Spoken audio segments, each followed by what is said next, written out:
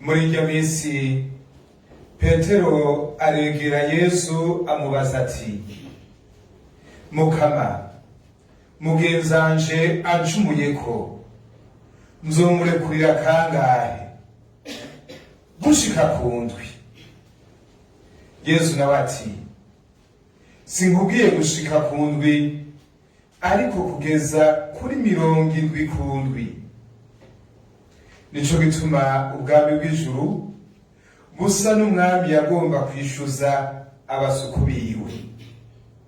Ngo abagitangura bamuzanira waramuheraniye amatare nk'ibihumbi 10. Nyamusuku ngo abure ico yishura, shebuja ategeka ko bamucuruza we n'umugore n'abana be n'utwo atunze twose. Aba yishuye rero ivyo aheranye. Nyamusuku yikubita imbere yiwe aramutakambira ati, Mukama, ntenyenyera, nzokwishura ivyawe vyose. Shebuja rero biramutera ikigongwe, aramurekurira amuhebeye n'umwenda yaramufitiye. Uno musuku ngo ave hano, ahura n'umwe muri bagenzi be amufitiye amadenari 100. Aca amugwa mu kanigo, aramukamvya ati, ishura ivyo uheranye vyose. Uno nawe aca aramupfukamira, aramutakambira ati, ntenyenyera, nzokwishura. Ubundi nawe aranka, mbere acaja kumushirisha mu ngoyi umwanya atarishura umwenda yariye. Bagenzi be ngo babibone birababaza cane, baca baja kwiganira shebuja ivyabaye. Nawe aca aramuhamagaza amubwira ati, wa musuku w'inkozi y'ikibi, umwenda wose warufitiye nawe ukurekuriye kuko wantakambiye. None weho ntube wagirira imbabazi mugenzawe kuko nanje nazikugiriye? Nishavu n'akantu shebuja amurekurira ko abantu biwe baramuhuragura umwanya atarisha umwenda wiwe wose. Uko niko na data ahanganye mw'ijuru azobagira nimutarekurira abandi bimwe bishemeye. Yesu ahejeje kuvuga ivyo yashaka kuvuga, ava i Bugarire aja mu gihugu c'Ubuyudeha hakurya ya Yorodani. Dushemeze ijambo ry'Imana.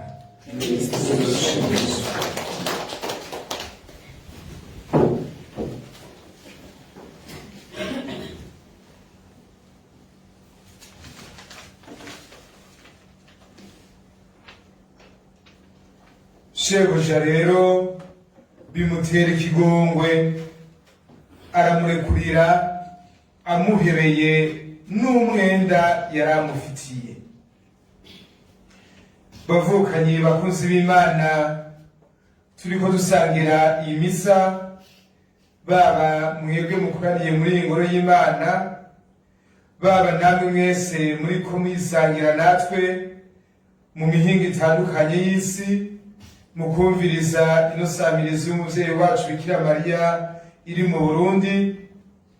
Muze tuzirikanire hamwe iri jambo ry'Imana dushikirijwe uyu munsi, dusubira kwibukaniriza hamwe no gutegerera hamwe ingene twoza turahana ikigongwe mu gihe hari uwashaye ku wundi, tugakurikirana hamwe inyigisho Yesu adushikirije muri iyi nkuru nziza. Vyose bihereye ku kibazo Petero abajije Yesu Kristo ati, Mukama, mugenzanje ancumuyeko, nzomurekurira kangahe? Gushika ku ndwi. Muri iki kibazo ca Petero turabona urugero rw'ingene abantu bashobora kurekuriranira mu mico y'abanyisirayeli.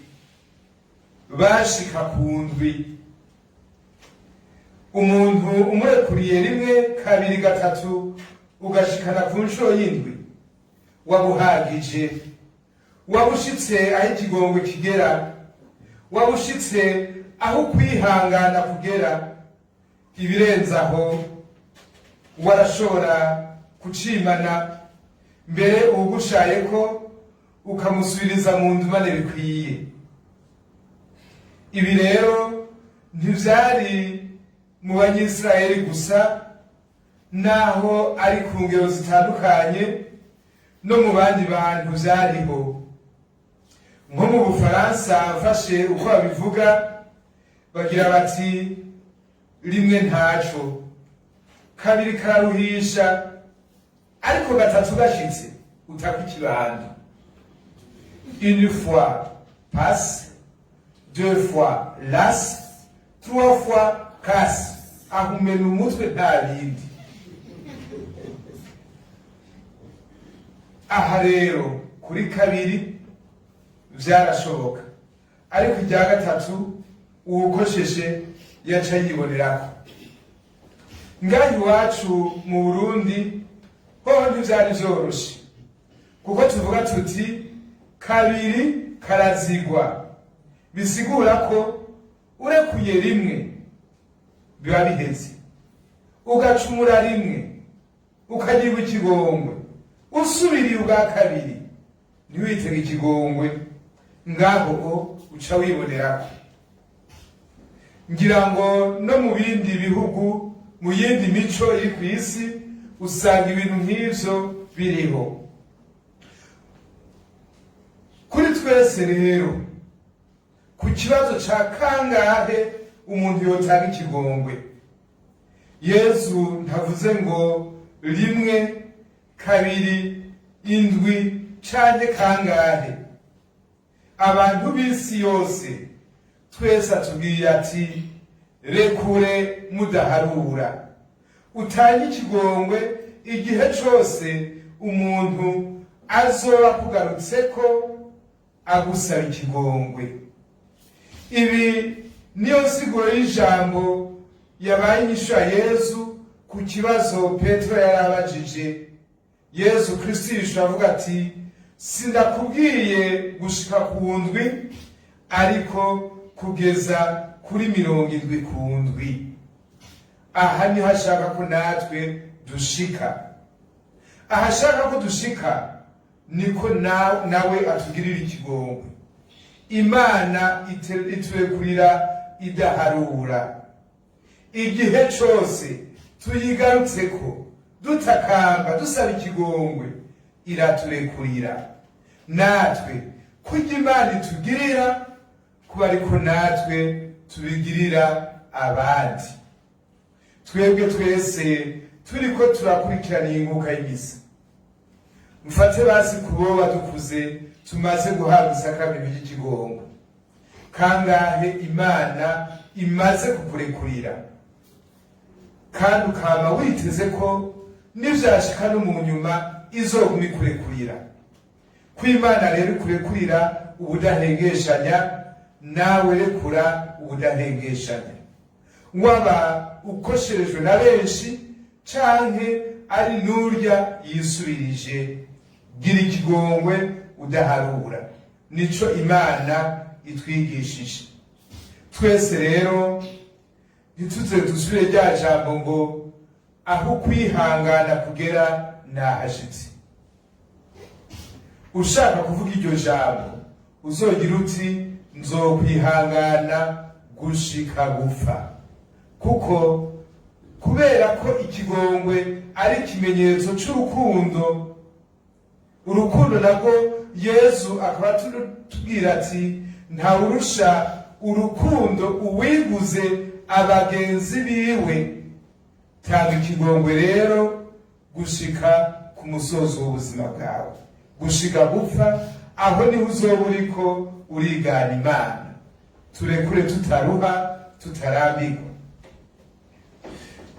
Kuri uyu yatanze ikigongwe twumvise mu nkuru nziza. Ujya musuku amutakambiye, batubwiye bati shebuja rero bimutera ikigongwe, aramurekurira amuhebeye n'umwenda yari amufitiye. Ngaha turabona ko ujya mukama tatanze ikigongwe gusa, ariko arengeje ko acaramuhebera n'ivyo yari amufitiye byose, aramusubije ubuzima.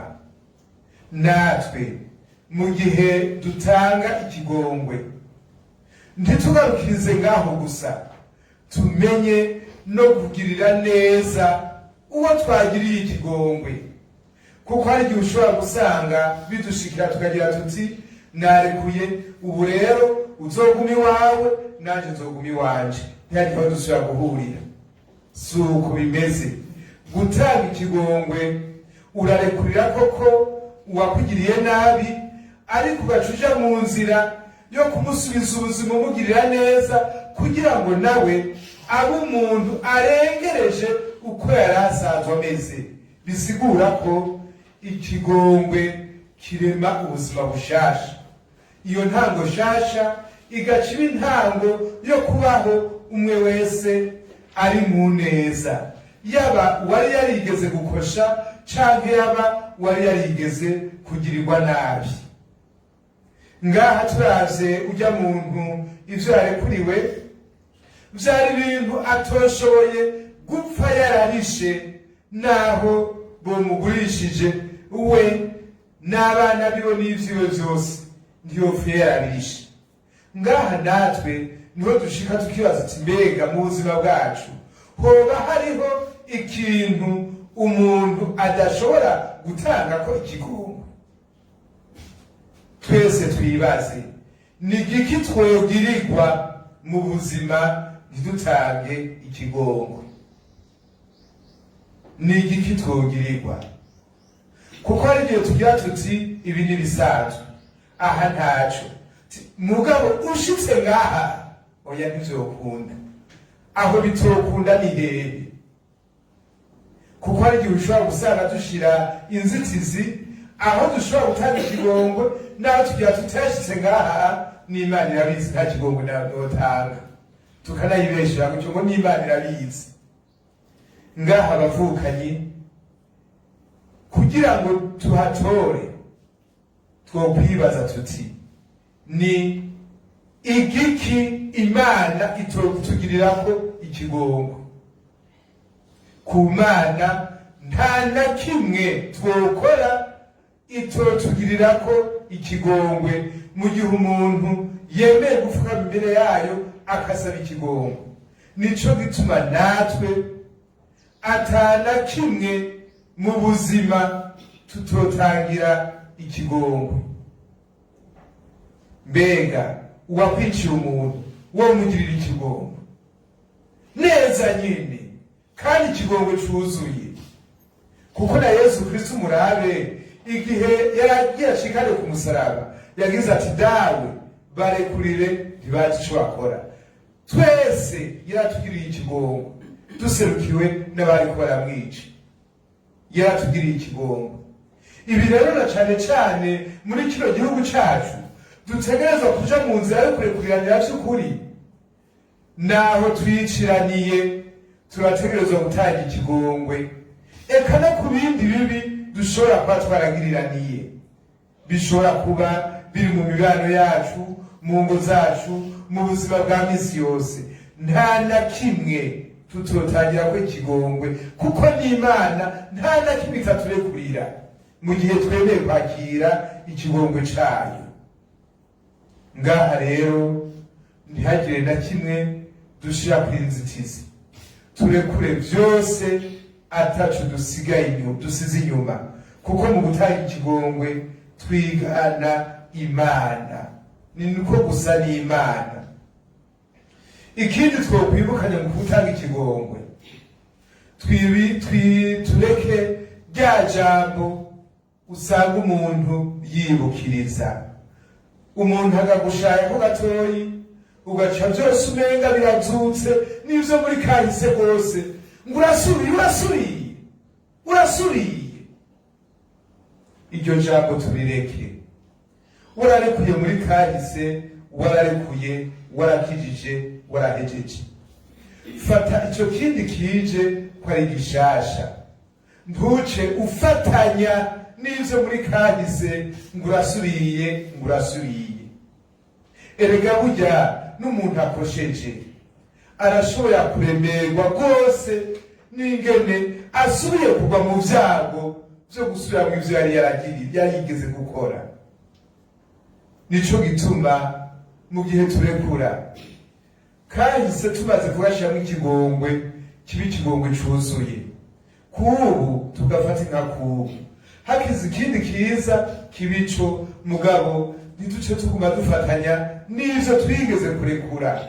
Aho niho umuntu aba yararekuye neza, kuko n'Imana ntizi kwibukiriza, ntizi kugira ngo ryari narakurekuriye ngo none uragarutse. Oya, ikuraba uri mushasha kandi ikakurekurira ukuje nyene. Natwe mu gihe hari utugarutse ko adusaba ikigongwe, ntituze turagumya rya jambo ryo kwibukiriza. Twararekuye gishasha, dufata ko ari gishasha, hanyuma tureke ubuzima bubandanye. Kuko nanone no muri iyi nkuru nziza aha batubwiye bati uko niko na data ahanganye mu ijuru azobagirira nimutarekurira abandi bimwe bishemeye. Icuyu azize suko yari yarigeze guhekarana karekurekure agahanyuma karekurirwa. Ico azize nuko yanse gutanga ikigongwe, ico cari gishasha. None natwe bavukanye tugire bene uwo mutima w'Imana urekura utibukiriza. Aho nosozerera mu gutanga ikigongwe, duse n'Imana tumenye kugira intambwe ya mbere no mu gihe tuba twararekuriwe nyene, kuko ni nako karorero Imana iduha. Mu biringo bibiri yarabitweretse. Igihe Adamu na Eva bacumuye bakabona ko bakubiye, hanyuma bagatangura kwinyegeza ubwoba bwabatekeye, Imana yonyene niyo yagiye kubarondera. Ibaza ati mbega mwaroye hehe, mwashikiwe n'ibiki? Imana niyo yagize intambwe ya mbere. No mu gihe Yesu Kristo yapfa ku musaraba, niyo yagize ati dawe bari kure ntibazi ico bakora. Niyo yagize intambwe ya mbere. Natwe mu buzima bwacu tumenye kugira intambwe ya mbere. Rya jambo ngo ataje kundondera, ngo adapfukamye, ngo agire gute, ngo asenge, ngo asabe ikigongwe ndabibone, ivyo ntaco bimaze. Gutanga ubuzima mu kigongwe nta gaciro bifise, birarengera agaciro kose. None natwe mu vyo dushobora gutanga mu buzima bwacu tumenye gutanga ivyo bidafise agaciro, nivyo bitanga ubuzima, nivyo vyubaka abantu. Rekura utange ikigongwe utarinze gusengwa, utarinze kwingingwa, utarinze gutambisha umuntu. Rekurana umutima mwiza kandi umutima wose, utange ikigongwe bimwe bishemeye. Ivyo vyose rero ni ingabirano duhabwa n'Imana. Tuyitakambira uyu munsi umutima usa n'uwayo.